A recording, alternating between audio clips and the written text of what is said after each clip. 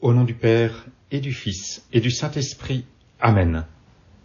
Mon Seigneur et mon Dieu, je crois de tout mon cœur que tu es ici, que tu me vois, que tu m'entends. Je t'adore, à genoux devant toi. Je te demande le pardon de mes péchés et ton aide pour faire de mon mieux ce moment de prière.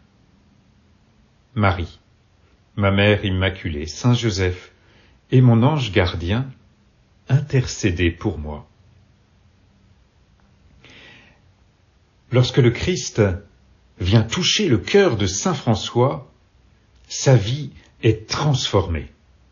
De manière visible, cela éclate au grand jour. Il y a ce baiser au lépreux. Il y a ce moment où le Christ, sur le crucifix de la petite chapelle de Saint-Damien, lui parle, lui demandant de reconstruire son église, et où saint François prend cela au pied de la lettre, en allant chercher des pierres et en commençant à reconstruire la chapelle, avant de comprendre qu'il s'agit de l'église, corps du Christ.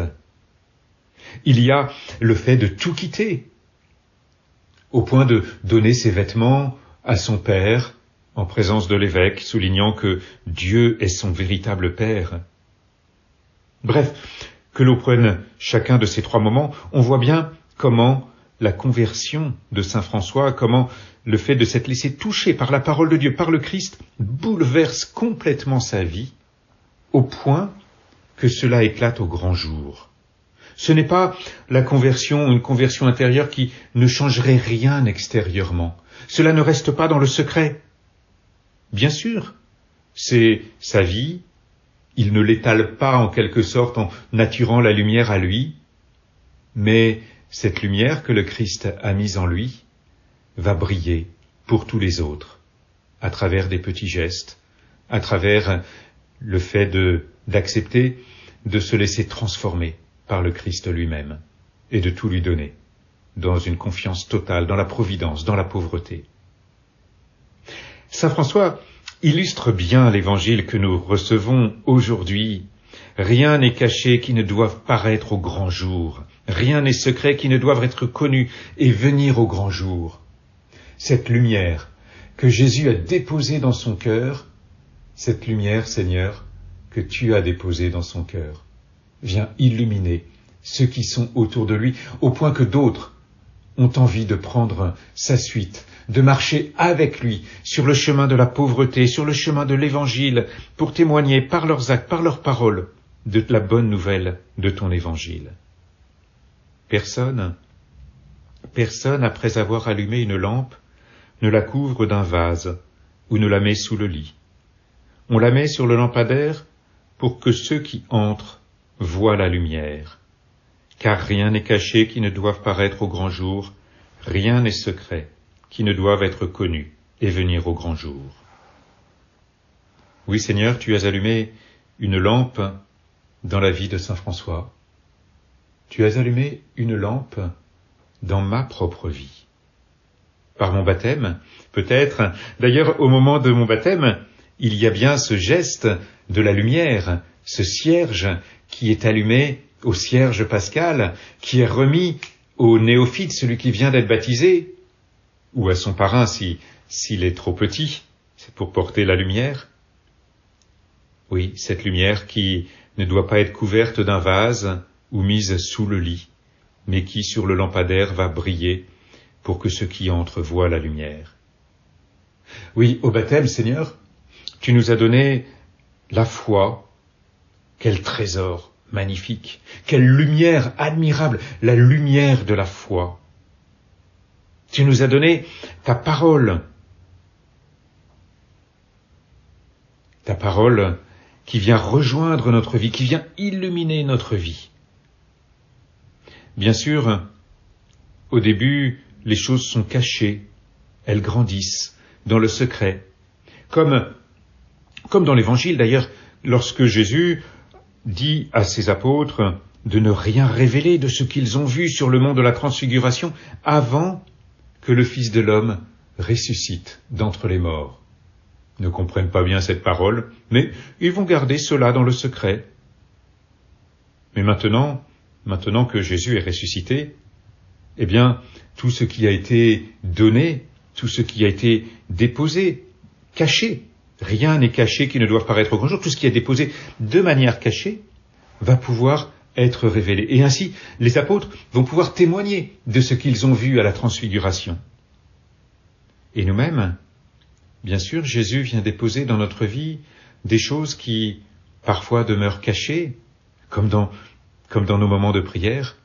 Peut-être y a-t-il des lumières que le Seigneur nous donne, qui sont encore fragiles, qui viennent nous éclairer, qui ont besoin encore d'être protégées, mais qui vont prendre toutes leurs mesures lorsqu'elles illumineront vraiment notre vie, lorsqu'elles la transformeront, au point que notre vie deviendra aussi lumière pour les autres. Vous êtes la lumière du monde, dit Jésus. Et la lumière qu'on ne met pas sous le boisseau, c'est bien sûr ces merveilles que le Seigneur a fait pour nous, cette grâce de la conversion, sa parole, la foi, l'espérance, la charité qu'il a implantée dans chacun d'entre nous. Tout cela, tout cela vient briller. Briller pour les autres. Non pas pour que nous soyons brillants aux yeux du monde. C'est pas moi qui vais être brillant. C'est pas vers moi que je vais attirer les gens. En voyant ce que vous faites de bien, dit Jésus dans le sermon sur la montagne, ils rendront gloire à Dieu. Oui, les actes que saint François pose, qui sont des actes magnifiques, nous amènent non pas à adorer saint François.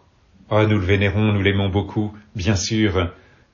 Mais il nous amène à adorer Dieu lui-même, qui a transformé sa vie.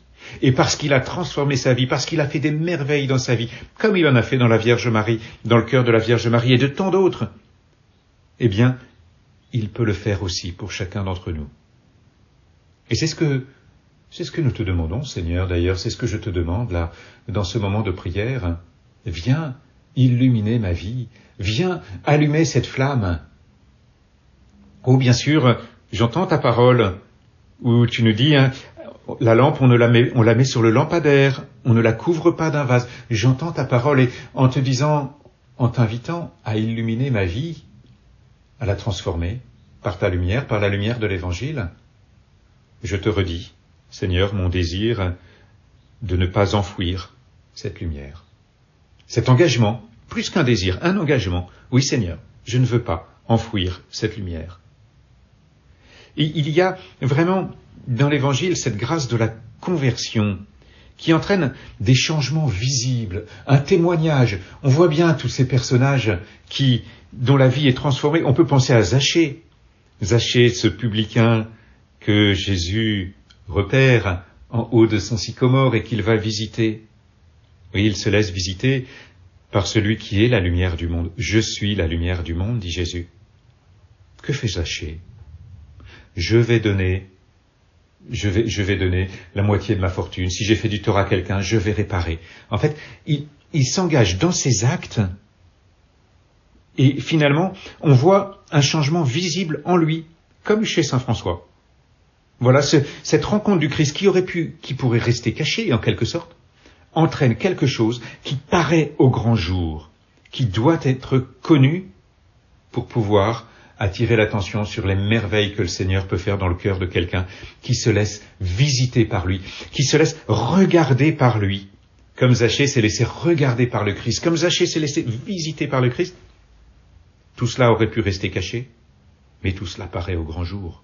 Comme la rencontre avec la Samaritaine, au bord du puits. Ils sont tous les deux, la Samaritaine et Jésus. Cela aurait pu rester caché.